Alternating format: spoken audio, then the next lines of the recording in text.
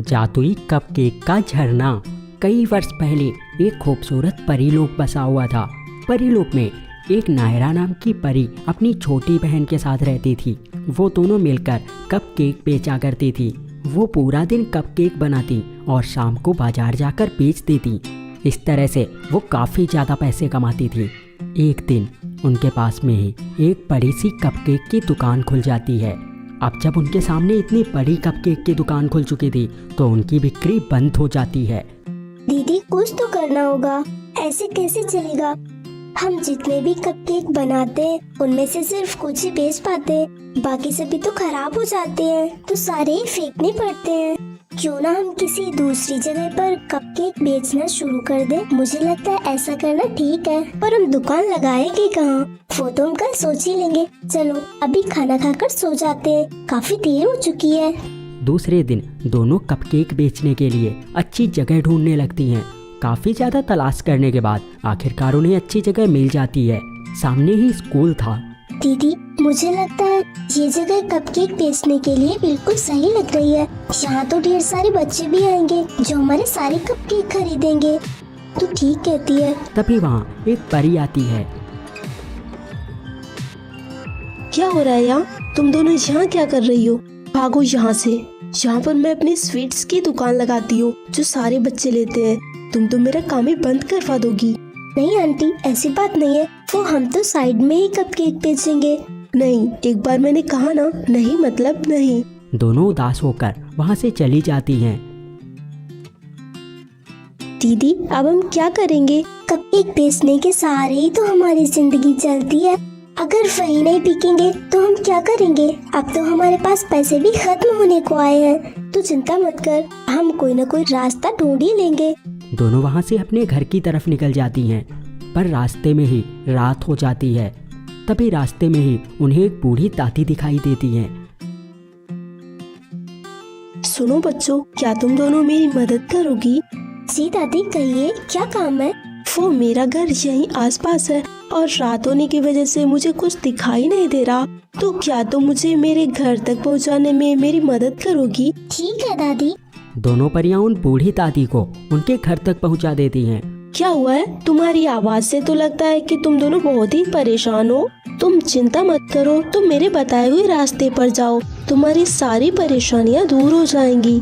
फिर दोनों परियां उन दादी के बताए हुए रास्ते पे जाती हैं, तो वो एक जादुई कपकेक के झरने के पास पहुंच जाती हैं। दीदी ये तो कमाल हो गया, ये तो कपकेक का इतना बड़ा झरना है। हाँ, हम जादुई कपकेक है और सबकी इच्छा पूरी करते हैं, तो तुम अपनी इच्छा बताओ, हम तुम्हारी इच्छा भी पूरी करेंगे। दोनों बहुत ही ज़्यादा खुश होती हैं। तो दोस्तों, आपको ये कहानी कैसी लगी हमें कमेंट करके बताइए। ऐसे और वीडियोस देखने के लिए चैनल को सब्सक्राइब कर लीजिए। तब तक के लिए आप हमारे ये वाले वीडियो भी देखिए। अत्याचारी सौतेली बहन। जिया अपनी सौतेली बहन माया के साथ रहती थी। माया जिया से छोटी थी और वह स्वभाव की बहुत ही अच्छी थी। वहीं जिया बहुत ही घमंडी किस्म की लड़की थी।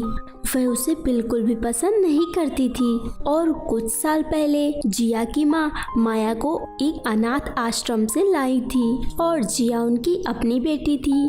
जिया की माँ की कुछ महीनों पहले ही मौत हो चुकी थी, तभी से वह दोनों अकेली पड़ चुकी थी।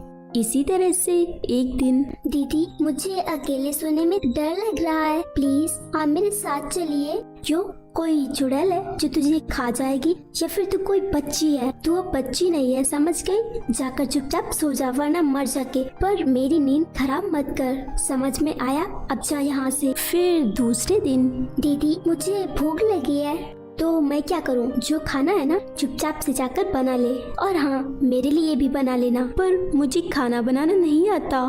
तो करना क्या आता है? भूखी रह पूरे दिन। मैं तो चली बाहर खाने। पर मेरी बात तो सुनिए। जिया माया की बात को अनसुना करते हुए वहाँ से चली जाती है। अब मैं क्या खाऊंगी, बहुत भूख लगी है और पैसे भी नहीं है जो मैं बाहर से ही कुछ खरीद सकूं। घर पर भी और कुछ नहीं है खाने को। भूखा रहने के अलावा मेरे पास और कोई रास्ता नहीं है, मैं कुछ भी नहीं कर सकती। कुछ देर के बाद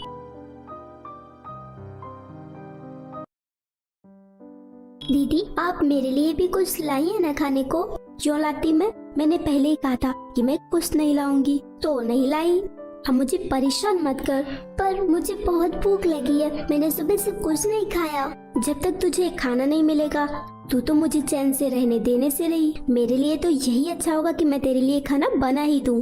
तू रुक, मैं अभी कुछ बनाती हूँ। इसने तो मुझे परेशान करके ही रख दिया है। कोई तो रास्ता होगा जिससे मैं इससे छुटकारा पा सकूं। हाँ, एक काम करती हूँ, मैं ना इसके खाने में जहर डाल देती हूँ, फिर तो इससे हमेशा के लिए छुटकारा मिल जाएगा। और वैसे भी मैं इससे बहुत ही परेशान हो चुकी हूँ, लेकिन कहीं मैं कुछ गलत तो नहीं कर रही। मुझे लगता है मैं कुछ ज्यादा ही सोच रही हूँ। ये मुझे बहुत ही परेशान करती है और इसकी सजा तो इसे मिलनी ही चाहिए। मैं अपने लिए अलग नॉर्मल प्लेट लगा लेती हूँ जिससे इसे शक भी नहीं होगा।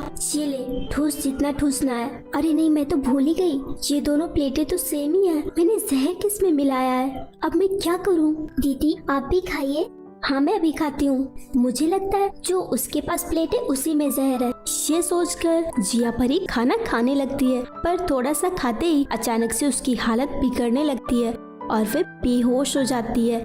माया परी किसी की मदद लेकर उसे हॉस्पिटल ले जाती है, जहाँ उसे पता चलता है कि जिया ने जहर खाया है। फिर कुछ टाइम के बाद जिया बिल्कुल ठीक हो जाती है और माया को सारी बातें बताती है। साथ ही साथ वह उससे माफी भी मांगती है और माया भी उसे माफ कर देती है। उस दिन से दोनों बहनें बिल्कुल सगी बहनों जैसे खुशी से रहने लगती हैं।